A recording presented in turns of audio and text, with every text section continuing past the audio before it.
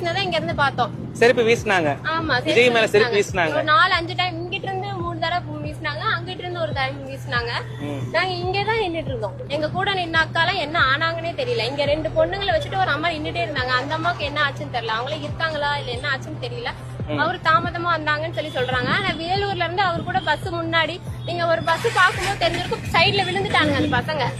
அப்படிங்கும் போது அவர் மெதுவா தான் வர முடியும். அவர் லேட்டா வந்தா பொதுமக்களும் ஒரு காரணம் தான். அவங்க வந்து பஸ் பின்னாடி வராட்டி அவர் சொன்ன டைமுக்கு ஒரு 3 மணி நேரத்துக்கு முன்னாடியாவது அவர் வந்திருப்பாரு. இங்க இருந்து இங்க வர்றதுக்கே 1.5 மணி நேரம் ஆயிடுச்சு. வழியே விடல. எங்க கூட அந்த பொண்ணு மயக்கம் போட்டுருச்சு முடியாம.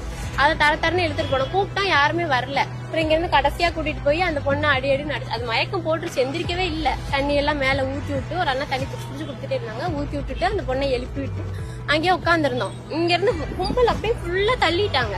எப்படி தள்ளுனாங்கன்னு எங்களுக்கு தெரியல. இந்த இடம் தெரியும்னா, ஆனா இந்த இடம் வந்து இங்கதான் இருந்துச்சுன்னு எங்களுக்கு தெரியல. இப்ப வந்து பார்த்ததுக்கு அப்புறம் தான் எனக்கே தெரியும். அந்த அளவு கூட்டம் இருந்திருக்கும், சரியான கூட்டம். இன்னொன்னா தண்ணி வந்து அங்கிட்டு இருந்து கொடுத்தாங்க தண்ணி, ஆனா எல்லாத்துக்கும் கொடுக்க முடியல. எல்லாரும் தண்ணி தாகமா இருக்கும், வாங்கி அவங்களே ஒருத்தவங்க குடிச்சிட்டாங்க. எல்லாத்துக்கும் தண்ணி கிடைக்கல. ஒரு அம்மா கண்ணெல்லாம் மேல போயிடுச்சு, அப்படியே தூக்கிட்டு போனாங்க.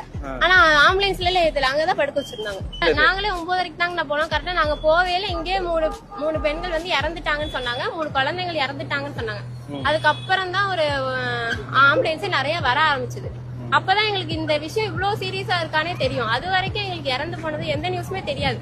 வீட்டுக்கு போனா 5 பேர் 10 பேர் 15 பேர் டக்குன்னு இறந்தாதான் சொல்றாங்க. அது வந்து எங்களுக்கு ரொம்ப ஷாக்கிங்கா இருந்துச்சு.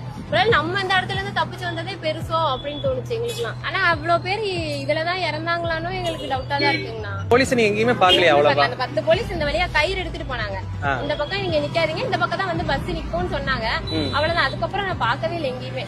யாருக்கோ ஒருத்தருக்கு தான் டவர் கிடைச்சது. டவர் வந்து யாருக்குமே கிடைக்கல. எனக்கு 9 மணிக்கு மேலதான் வீட்டுக்கு போனதுக்கு அப்புறம் தான் மெசேஜ் வந்துச்சு, இவ்வளவு உங்க எல்லாம் போன் பண்ணிருக்காங்கன்னு. இங்க டவர் எடுக்கலைங்களா? டவர் எடுக்கலைங்களா, போனே போகல.